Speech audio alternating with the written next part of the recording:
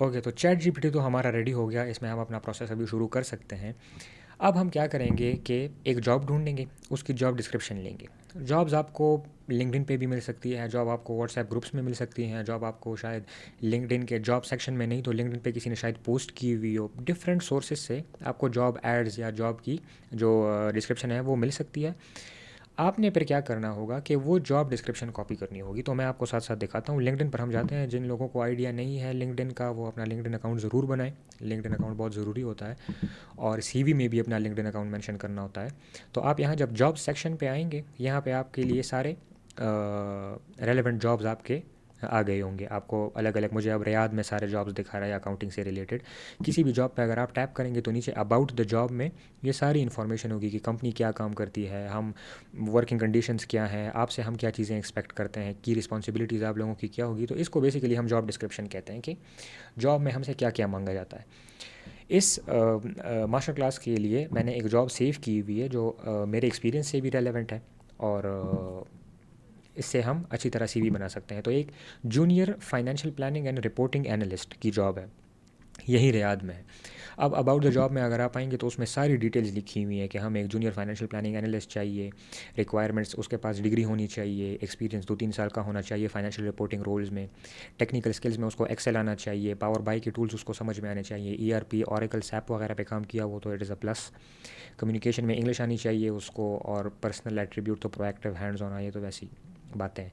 की रिस्पॉन्सिबिलिटीज़ जो हैं वो ये हैं कि फाइनेंशियल प्लानिंग एनालिसिस से रिलेटेड एनुअल बजट्स, फोरकास्ट वो बनाएगा, एक्सेल बेस्ड फाइनेंशियल मॉडल्स बनाएगा, एड हॉक जो है टेम्प्रेरी बेसिस पे फाइनेंशियल एनालिसिस भी करनी पड़ेगी उसको।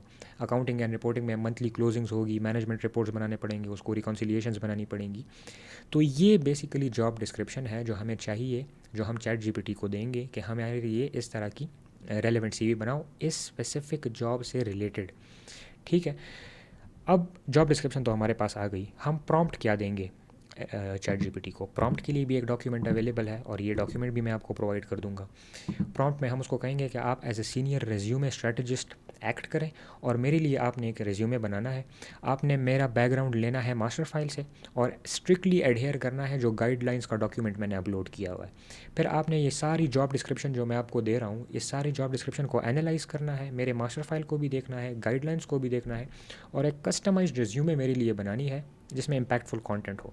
फिर कुछ रिक्वायरमेंट्स है कि कीवर्ड्स उसमें रेलेवेंट होने चाहिए, सेम टर्मिनोलॉजीज़ यूज़ होनी चाहिए, मेरे जो है फोकस एरियाज़ को जॉब डिस्क्रिप्शन में इंक्लूड किया जाए। प्रोफेशनल समरी में मेरे लिए ये पैराग्राफ्स जो है वो ड्राफ्ट कर दो। बेसिकली मैं उसको कह रहा हूँ कि मेरे लिए एक प्रोफेशनल समरी का पैराग्राफ ड्राफ्ट कर दो, एक प्रोफेशनल एक्सपीरियंस का ड्राफ्ट कर दो, मेरे जो स्किल्स हैं उसका, ये पैराग्राफ्स आपके रिज्यूमे में होने चाहिए। फिर उसमें मैंने कुछ कंस्ट्रेंट्स लिखे हुए हैं कि कंसाइज होना चाहिए, रेलेवेंट इन्फॉर्मेशन ऐड होनी चाहिए, ये नहीं कि सारी की सारी इन्फॉर्मेशन ही ऐड हो जाए।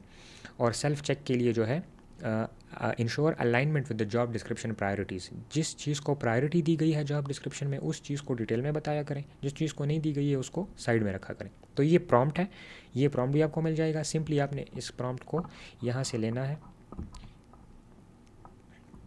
इसको हम कॉपी करेंगे। यार ये तो बड़ा टाइम टेकिंग है, एक मिनट। कीबोर्ड से कर लेते हैं। Control shift right down, down end तक आ गया। Yes, control C, all tab, all tab, all tab, all tab, all tab, all tab, जाएंगे हम चैट जीपीटी में। इस स्पेसिफिक प्रोजेक्ट में हम इस प्रॉम्प्ट को पेस्ट कर लेंगे। ये हमारा ऑप्टिमाइज प्रॉम्प्ट है, ये ऑप्टिमाइज प्रॉम्प्ट वाला सेक्शन हटा लेंगे, कोई बात नहीं।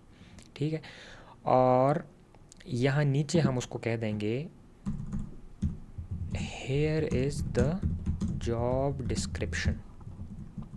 यहाँ पे कॉलम्स डालेंगे और जाएंगे जॉब डिस्क्रिप्शन पे। यहाँ से हम ये जॉब डिस्क्रिप्शन सारी उठाएंगे, अबाउट द जॉब, यू सब यहाँ पे सब कॉपी कर लिया इसने। Control C, all tab, control V, close. हमने क्या किया, प्रॉम्प्ट लिया, जॉब डिस्क्रिप्शन ली, चैट जीपीटी को कहा मेरा बैकग्राउंड देखो, गाइडलाइंस देखो, उस हिसाब से मेरे लिए रेज्यूमे के सेक्शंस ड्राफ्ट करो। अब चैट जीपीटी साहब जो है स्पेसिफिक उस जॉब के लिए मेरे इन्फॉर्मेशन को लेके रेज्यूमे के सेक्शंस बनाएंगे। ठीक है, अब देखते हैं ज़रा इसने क्या किया हुआ है। हाँ, टेलर्ड रेज्यूमे आ गई। मेरा नाम लिखा है, प्रोफेशनल समरी में इसने लिखा है कि ACC affiliate, 2+ experience financial reporting audit.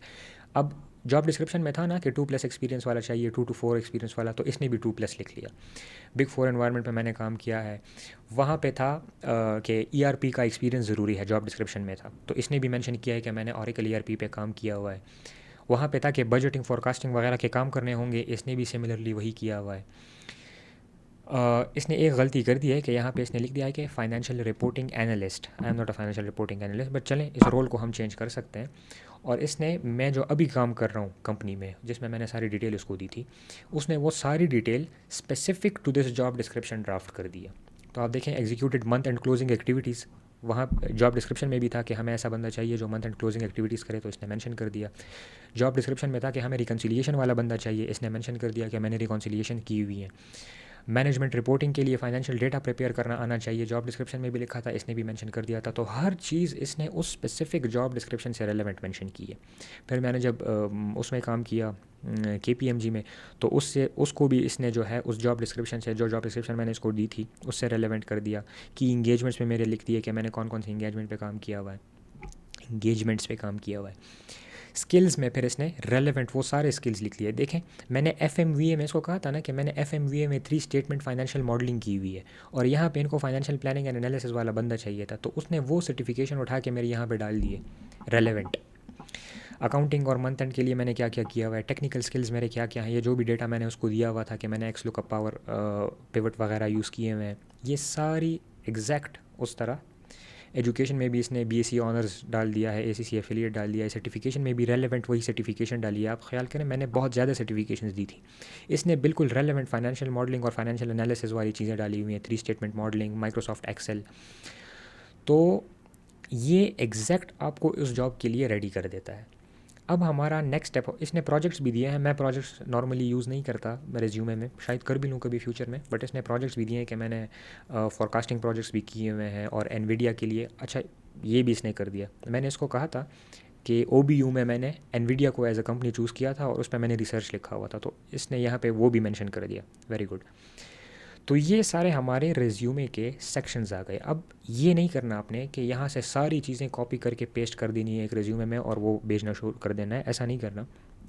इसको हम स्पेसिफिक एक फॉर्मेट में लेके जाएंगे। हम इसके लिए कैनवा यूज़ करेंगे। कैनवा में किस तरह से टेम्पलेट्स यूज़ किए जाते हैं, डेटा कॉपी पेस्ट कैसे करेंगे, और कॉपी पेस्ट सारा करेंगे या उसमें से कुछ स्पेसिफिक चीज़ें हम भी फ़िल्टर करेंगे।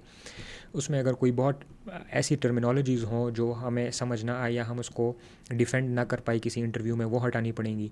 जैसे कि यहाँ पे लिखा है फाइनेंशियल रिपोर्टिंग एनालिस्ट, मैं फाइनेंशियल रिपोर्टिंग एनालिस्ट नहीं हूँ, तो मैं यहाँ पे ये नाम चेंज कर दूँगा। इस तरह खुद इसमें चेंजेस करनी है, इसको देखना है। बट ये प्रोसेस आपका इस तरह सिंपल हो जाएगा कि अगर आप नॉर्मली एक जेनरिक CV लेते और दिन में 50 जगह अप्लाई करते, अब अगर आप दिन में 1 घंटा 2 घंटा लगाएंगे और इसको स्पेसिफिक जॉब डिस्क्रिप्शंस देंगे और ये आपके लिए स्पेसिफिक रेज्यूमेस बनाएगा, और आप यहाँ से डेटा लेके सीधा कैनवा के टेम्पलेट में पेस्ट करेंगे, तो अगर आप दिन में 10 अप्लाईज भी कर लें, वो उन 50 से ज़्यादा बेहतर है। नेक्स्ट वीडियो हम अभी डिस्कस करेंगे कि इसको फिर हम एक प्रॉपर रेज्यूमे फॉर्मेट में किस तरह लेके जा सकते हैं। आप तो ChatGPT को भी कह सकते हैं कि draft this resume and give it to me in PDF format, ये भी कर सकते हैं। बट पर्सनली मैं चाहता हूँ कि मैं टेम्पलेट इंटैक्ट रखूँ, टेम्पलेट को मैं प्रॉपरली अपने तरीके से फॉर्मेट करूँ, क्योंकि आजकल मैं जितनी CVs पे देख रहा हूँ, किसी के लाइन बाहर जा रहे होते हैं, किसी की प्रॉपर स्ट्रक्चरिंग नहीं हुई होती, किसी की कहाँ पे हेडिंग बोल्ड है, कहीं पे हेडिंग बोल्ड नहीं है, कहीं पे हेडिंग कैपिटल लेटर्स में है, कहीं पे स्मॉल लेटर्स में है। तो फॉर्मेटिंग मैं खुद करना चाहता हूँ, वो मैं ChatGPT पे ज़्यादा रिलाई नहीं करता, वो मैं कैनवा में करना चाहता हूँ। तो नेक्स्ट वीडियो में हम फिर देखेंगे कि इस इन्फॉर्मेशन को लेके हम कैनवा टेम्पलेट्स में इसको कैसे प्रोसेस करते हैं।